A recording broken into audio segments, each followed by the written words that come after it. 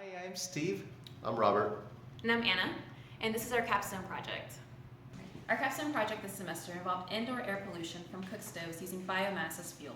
Our main focus was to see how we can reduce the health effects associated with indoor air pollution, in this case it was cataracts, and how do we make an improved stove more adaptable to our target population, which in this case was women in rural areas of India.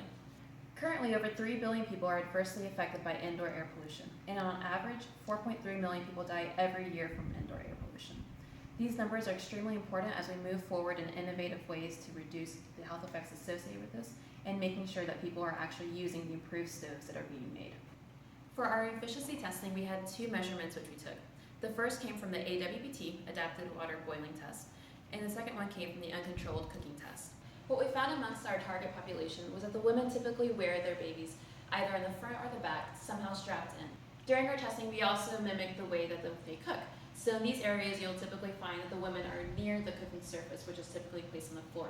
So we used 4 total participants, each of the 4 being female of non-Indian descent. They were between the ages of 19 and 29 and all had some sort of prior experience in knowing how to cook. So we took all 4 of these participants and we used them to each cook and clean the stoves. And so they did 4 separate tests. They did crouching and kneeling, and they did it with and without the baby on each, the 3-stone and the improved cook stove. So the protocols they followed was a simple 7-step process. It was they opened the stove and attempted to assemble it. They would place the fuel or the biomass inside the stove. They would attempt to light the fuel and the biomass, and then they would place the pan or the cooking instrument on top of the stove. They would flip and turn the food, and then they would remove the pan and remove the food, and then they would attempt to clean the stove. And we also implemented a counterbalance method so that we didn't adversely affect any of our results. All right, so some of the things we noticed on our actual survey was that one of the problems they were having is the actual internal diameter wasn't large enough to fit all the fuel and biomass. And we also noticed during our AWBT and our UCT testing that we weren't able to get enough flames and fire underneath it to actually cook the food and boil the water.